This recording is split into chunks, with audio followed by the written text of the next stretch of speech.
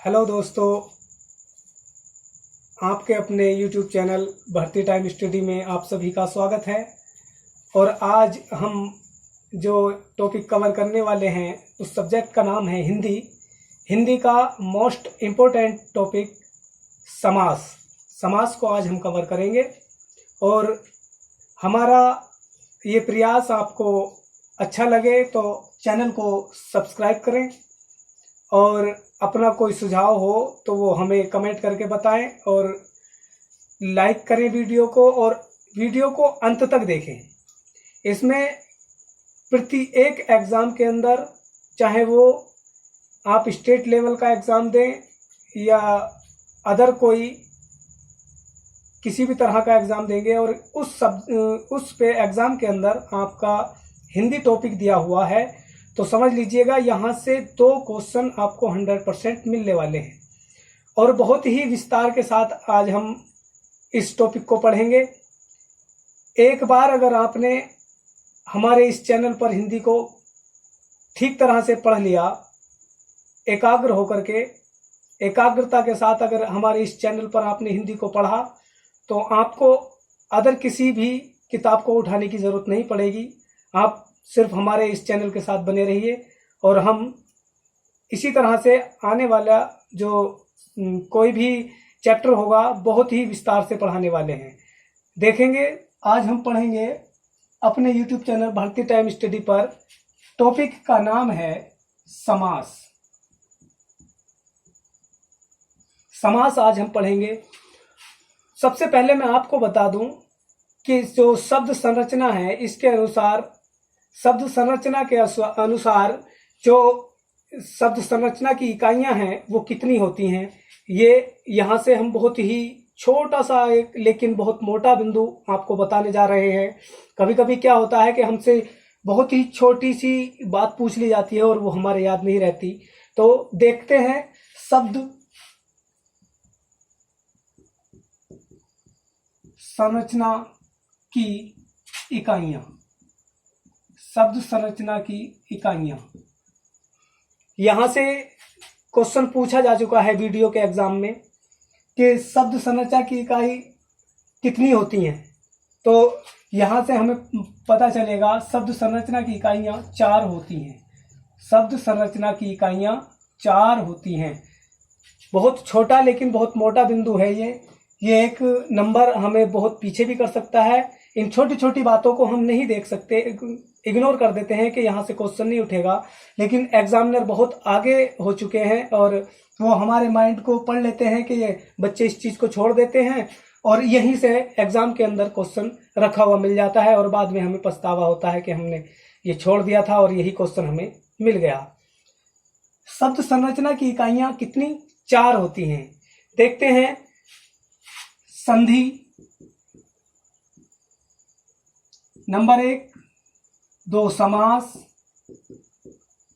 Number 3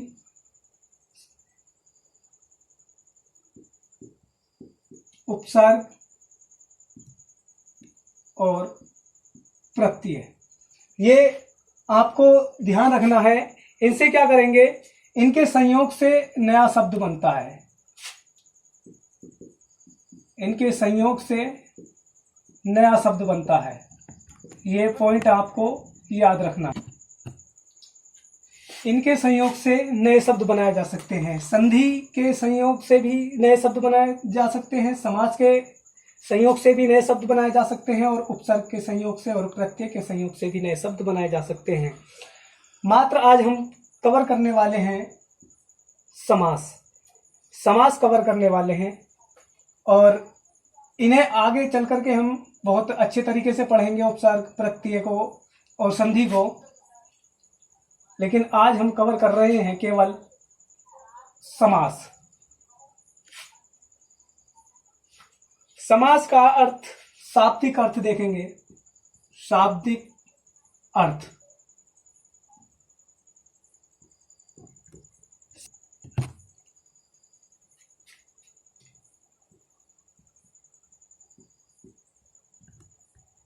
शाब्दिक अर्थ, शाब्दिक अर्थ यानी सम प्लस आस। सम का मतलब होता है समीप या पास, और आस का मतलब है बैठना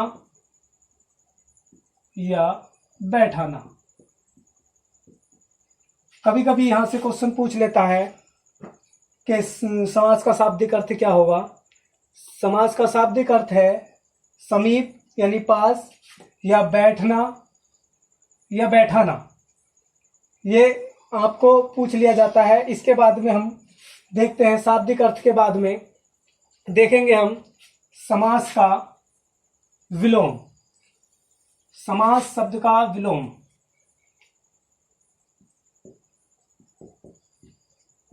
विलोम इसका होता है व्यास। समास शब्द का विलोम व्यास होता है। विलोम, समास का विलोम हुआ व्यास, यानी वी प्लस आस। हमने पहले शाब्दिक अर्थ देखा था सम प्लस आस, शाब्दिक अर्थ देखा था आस यानी पास और बैठाना, और यहां हम देखेंगे वी मतलब दूर, और आस का मतलब है बैठाना या बैठाना, बैठना। तो हमें पता चला समास का, हमने शाब्दिक अर्थ देखा, शाब्दिक अर्थ सम प्लस आस यानी पास बैठाना, पास ला करके जोड़ करके बैठाती है। लेकिन इसका एकदम विलोम हमसे कभी कभी पूछ लिया जाता है, जैसे व्यास का वी जमा आस। तो वी का मतलब होता है दूर, और आस का मतलब है बैठना या बैठाना, यानी दूर दूर कर देना। इसके बाद में हम आपको बताते हैं, विलोम के हो गया और शाब्दिक अर्थ भी हो गया। अब हम चलते हैं समास की। एक चीज और पॉइंट नोट करेंगे हम, यहां पर दे दिया जाता है संधि का, संधि का विलोम। संधि का विलोम होता है विग्रह या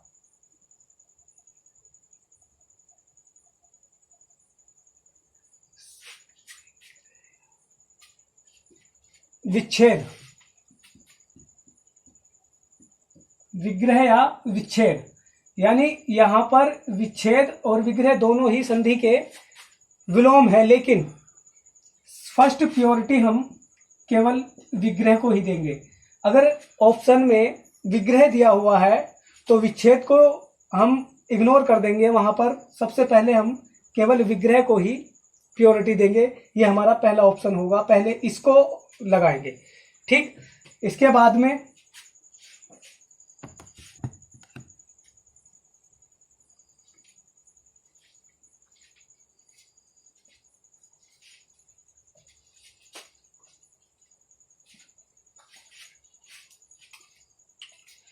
समास की परिभाषा। समास की परिभाषा, समास की परिभाषा हम देखेंगे। दो पदों के प्रयुक्त विभक्ति या योजक अव्यय पदों को हटाकर उन्हें पास पास लिख देना। दो पदों के में जो विभक्ति प्रयुक्त होती है उनको, उनके योजक या अव्यय को अव्यय पदों को हटाकर उन्हें पास पास लिख देना। पास पास लिख देना, जैसे हम देखेंगे दो पदों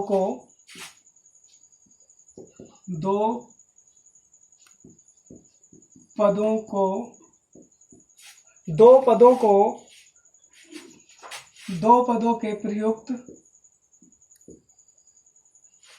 विभक्ति या अव्यय को विभक्ति या योजक,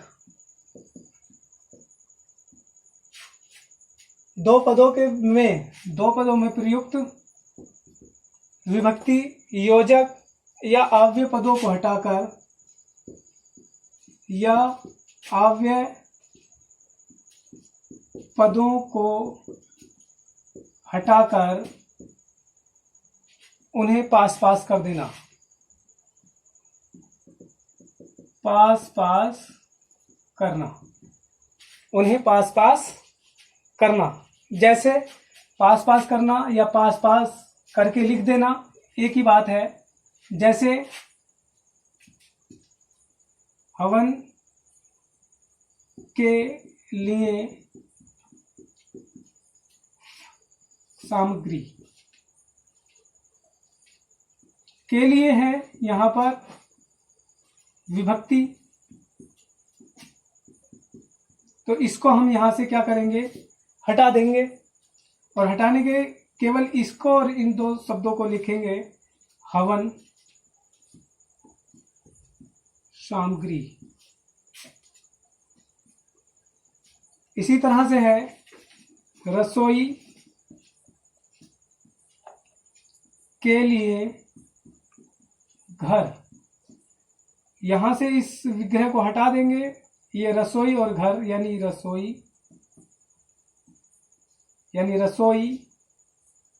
घर।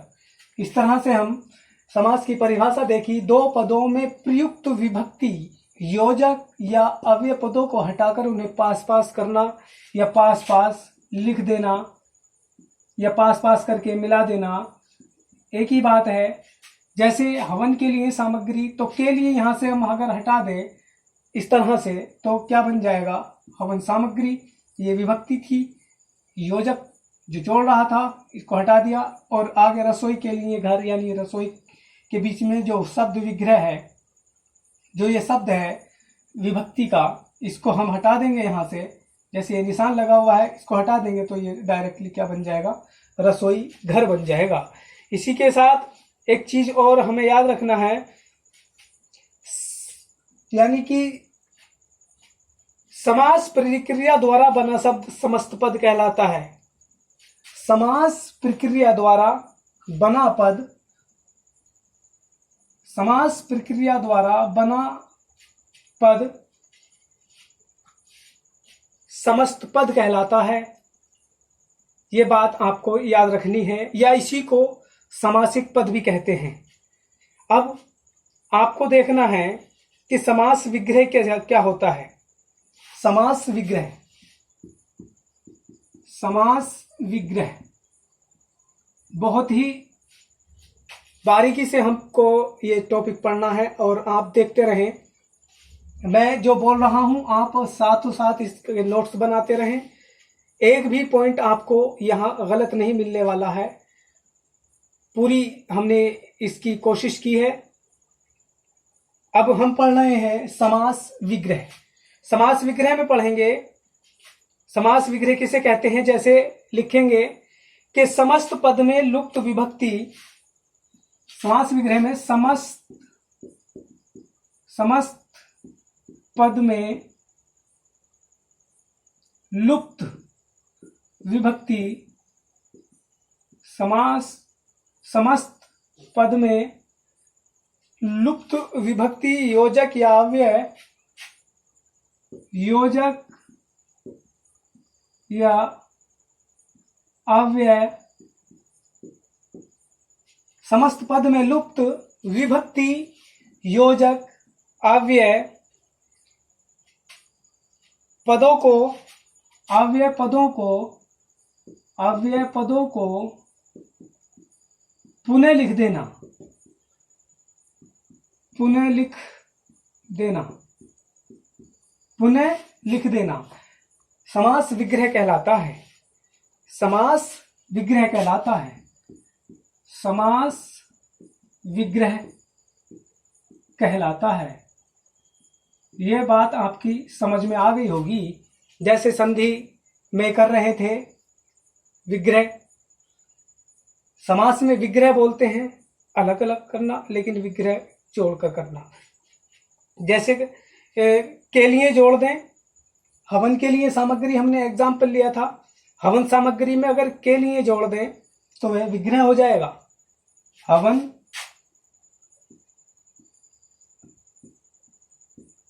सामग्री, हवन सामग्री ये एक समासिक पद है। इसमें यहाँ पर हम के लिए अगर जोड़ दें, के लिए जोड़ दें तो ये क्या हो जाएगा, हवन के लिए सामग्री, हवन के लिए सामग्री, हवन के लिए सामग्री। ठीक दोस्तों, इसके बाद में हम आपको बताएं इसके भेद कितने होते हैं, ये हम आपको बता, लेकिन एक बात आप हमेशा ध्यान रखें मेरे दोस्तों, हम जो ये प्रयास कर रहे हैं, ये हमारा प्रयास आपको कैसा लग रहा है। यदि ये अच्छा लग रहा है तो हमारे इस भर्ती टाइम स्टडी यूट्यूब चैनल को सब्सक्राइब कर लें, लाइक करें, लाइक से हमें मोटिवेशन मिलता है। और इसके बाद हम चल रहे हैं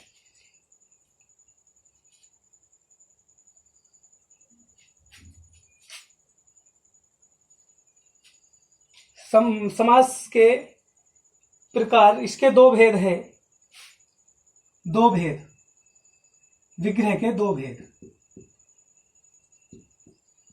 एक नित्य या लौकिक, या लौकिक, लौकिक समास विग्रह,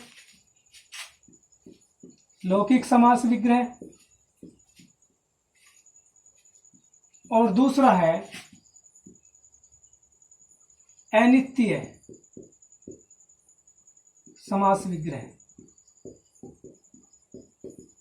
ये आपको बात याद रखनी है। इसके बाद अनित्य समास विग्रह, इसको अलौकिक,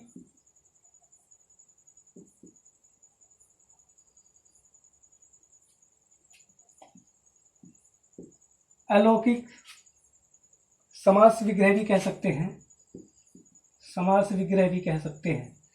लेकिन हमारी जो ये मूल भाषा में चला प्रचलन में है, हमारी हिंदी भाषा में केवल नित्य या लौकिक समास विग्रह ही प्रचलन में है। हम इसी की बात करेंगे, इसको हम यहाँ पर प्रयोग में नहीं लेंगे।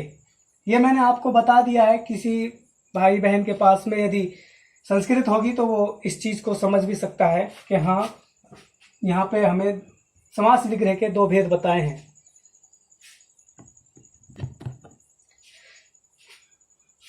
समास की भेद, अब हम देखेंगे समास के भेद।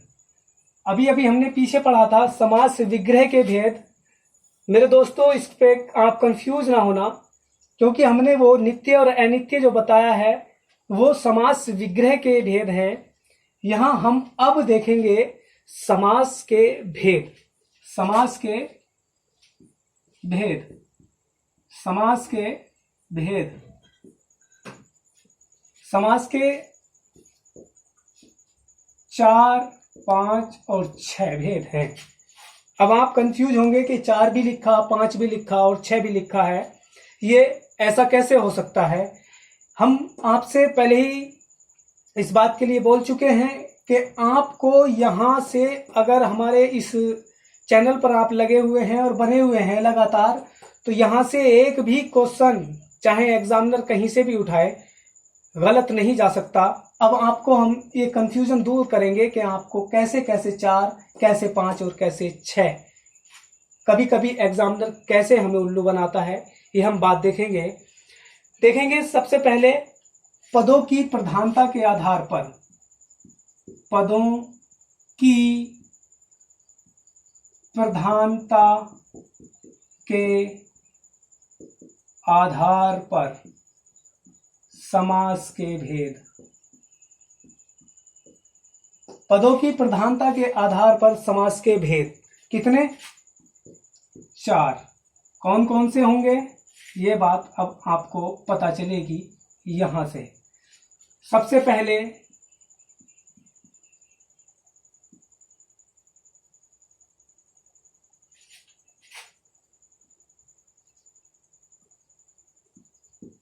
अव्ययी भाव समास, तत्पुरुष समास,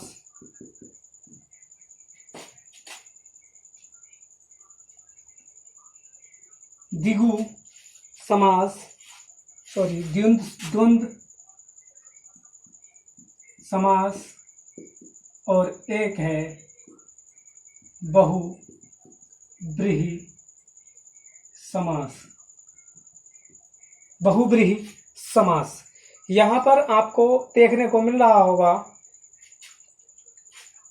कि पदों की प्रधानता के आधार पर समास के भेद, वो मैंने आपको बताया है 4। अगर क्वेश्चन आता है कि पदों की प्रधानता के आधार पर समास के कितने भेद होते हैं, तो आपको आंसर 4 टिक करना है मेरे दोस्तों।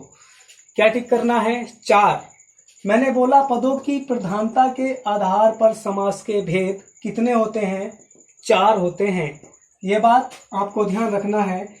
अवयवी भाव समास, तत्पुरुष समास, द्वंद्व समास और बहुब्रीहि समास, ये आपको ध्यान रखना है। लेकिन यहाँ पर आपको एक पॉइंट और भी याद रखना है कि जो बहुत से किताबों में 6 लिखा हुआ है, वो क्यों है? वो 2 इनको और जोड़ लेते हैं। एक है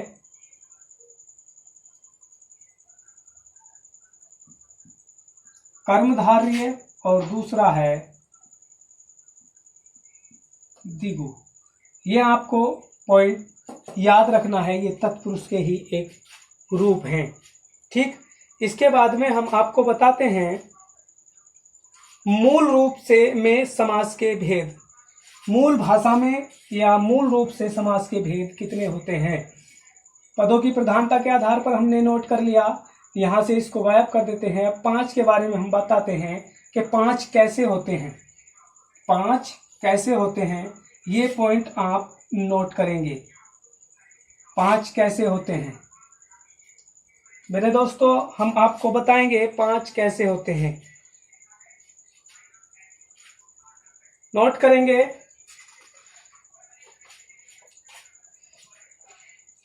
मूल भाषा या मूल रूप से समास के भेद, ये आपको क्वेश्चन देखने को मिल सकता है। मूल भाषा या मूल रूप से समास के भेद, ये पॉइंट आपको बहुत ही कम किताबों में देखने को मिलेगा, जो मैं आपको बता रहा हूं। यहां पे देखेंगे कितने भेद हैं इसके? 5 भेद हैं। कैसे? नंबर 1 केवल समास, केवल समास। दूसरा नंबर अवयवी,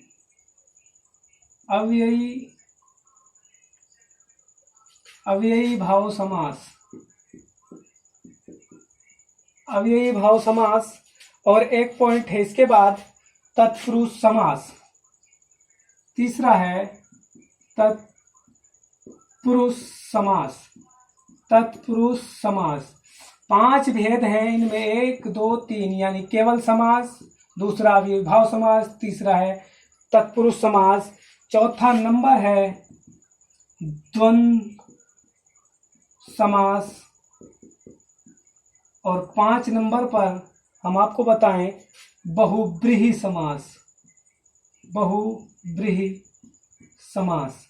इस तरह से मूल भाषा या मूल रूप से समास के भेद, क्वेश्चन अगर आपसे पूछा जाए कि मूल भाषा या मूल रूप से समास के कितने भेद होते हैं, तो आपको ऑप्शन केवल और केवल 5 पर टिक करना होगा।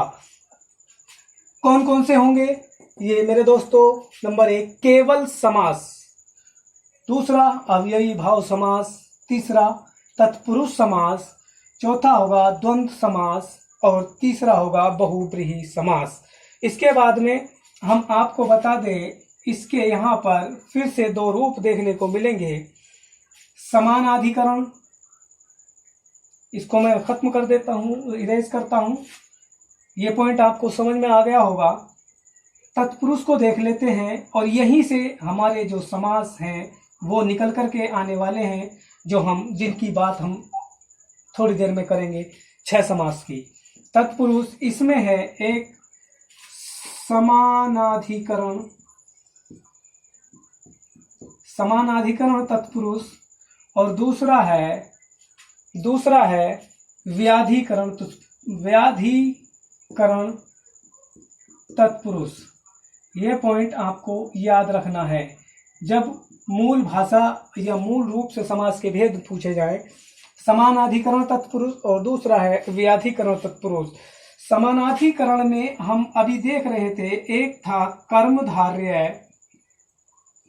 कर्मधारय समास और दूसरा था द्विगु समास। यहां से ये पॉइंट आपकी समझ में आ गए होंगे, लेकिन यहां से आगे चलने के बाद में हम देखेंगे व्याधिकरण कितने प्रकार का होता है। व्याधिकरण कितने प्रकार का होता है। तत्पुरुष समास की बात कर रहे हैं मेरे दोस्तों, यहां से हम तत्पुरुष समास की बात कर रहे हैं। मूल भाषा या मूल रूप से समास के भेद पहले हमने देखा था। पदों की प्रधानता के आधार पर 4 भेद थे। मूल भाषा मूल रूप से समास के भेद 5 हैं, और यहीं पर व्याधिकरण के बारे में हम आपको बताएंगे। समानाधिकरण के बारे में हमने बताया, एक आता है कर्मधारय समास और दूसरा आता है द्विगु समास। इसको मैं इरेज करता हूं और यहां से चलता हूं। जितने भी कारक हैं, 2 मैंने आपको बताए, एक यहाँ समानाधिकरण और दूसरा यहाँ व्याधिकरण। जितने भी समास हैं, कारक आपने सुने होंगे।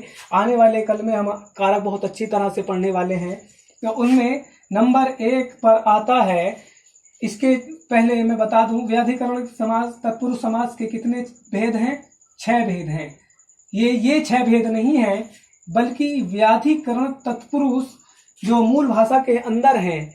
ये पॉइंट आपको हमेशा याद रखना है और ध्यान रखना है कि जो मैं बता रहा हूं, जो मैं बोल रहा हूं, बहुत ही एकाग्रता से सुनिएगा मेरे दोस्त। मैं बोल रहा हूं ये 6 नहीं है, बल्कि तत्पुरुष जो मूल भाषा या मूल रूप से समास के भेद हैं, उसमें जो तत्पुरुष आया है, समानाधिकरण तत्पुरुष और व्याधिकरण तत्पुरुष, उसी का एक रूप है समानाधिकरण तत्पुरुष और व्याधिकरण तत्पुरुष। समानाधिकरण तत्पुरुष में 2 हमने देख लिए हैं, द्विगु और कर्मधारय, और व्याधिकरण तत्पुरुष के अंदर हम अब देख रहे हैं 6, और वो 6 कौन से होंगे देखिएगा। कर्म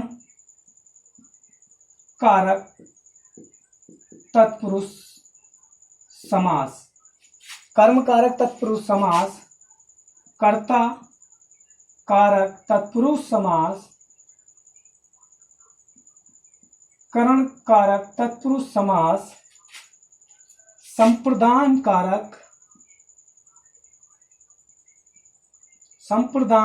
कारक तत्पुरुष समास। नंबर 1, 2, 3, 4। इसके बाद में है संप्रदान के बाद 5वां नंबर है अपादान तत्पुरुष समास, और इसमें मिस्टेक हो गई, कर्ता को छोड़ेंगे। ये 2 नंबर,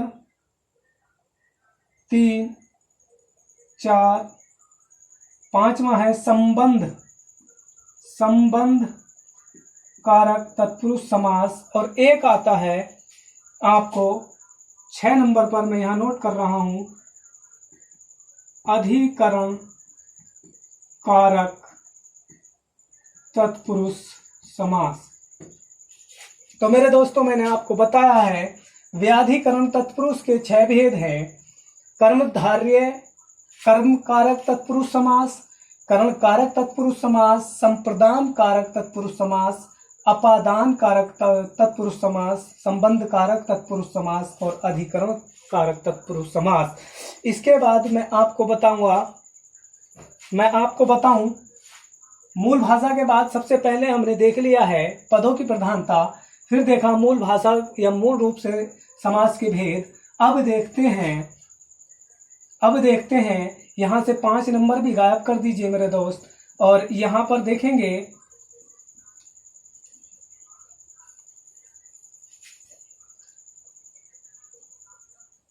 हिंदी में समास के भेद, हिंदी में समास के भेद। यहाँ क्वेश्चन अगर पूछा जाता है हिंदी में समास के कितने भेद हैं, तो यहाँ देखेंगे हिंदी में समास के भेद, यहां से निकल के आते हैं ये 6, अब यहां पहुंच जाएगा। 6 भेद हैं, 6 भेद हैं हिंदी में समास के भेद हैं 6। अगर आपसे क्वेश्चन पूछा जाए हिंदी में समास के भेद तो आपको बताने हैं 6। पदों की प्रधानता के आधार पर अगर क्वेश्चन पूछा जाए तो आपको बताने हैं 4। और यदि मूल भाषा मूल रूप से समास के भेद पूछे क्वेश्चन में तो आपको बताने हैं 5। ये आपको पॉइंट नोट करके रखने हैं। इसके बाद में आपको मैं बता दूं हिंदी, इसके बाद आता है हिंदी में समास के भेद 6 प्रकार के होते हैं। नंबर 1 होता है अव्ययी भाव समास, दूसरा होता है कर्मधारय समास, तीसरा होता है तिगु समास, चौथा होता है तत्पुरुष समास, पांचवा होता है द्वंद्व समास और 6 नंबर पर होता है बहुब्रीहि समास, बहुब्रीहि समास। ये आपको पॉइंट नोट करके रखना है मेरे दोस्तों। यहां से अगर आपको एक भी क्वेश्चन एग्जामिनर देता है तो आप इस समास के इन भेदों के जो क्वेश्चन आने वाले हैं, पदों की प्रधानता के ऊपर पूछे या मूल भाषा से पूछे या मूल रूप से पूछे या हिंदी में समास के भेद पूछे, तो आपको यहाँ कंफ्यूज होने की जरूरत नहीं। जैसे मैंने आपको ये बताया है, जैसे मैंने बताया है, इसमें कोई भी क्वेश्चन ऐसा नहीं होगा जिसे आप टिक नहीं करके आएंगे। दोस्तों, यहाँ केवल और केवल मैंने समास का परिचय दिया है।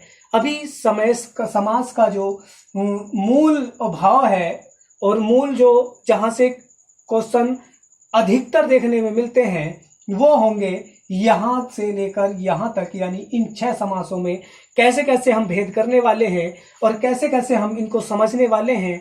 ये पॉइंट देखने के लिए बने रहिए हमारे साथ भारतीय टाइम स्टडी के यूट्यूब चैनल पर। और हमारा अगर ये प्रयास आपको अच्छा लगे तो हमारे इस प्रयास के एवज हमारे इस चैनल को सब्सक्राइब कर लें और कमेंट करें और लाइक करें, जिससे हमारा मोटिवेशन बढ़ता है, जिससे हम मोटिवेट होते हैं। धन्यवाद और थैंक यू फॉर वॉचिंग।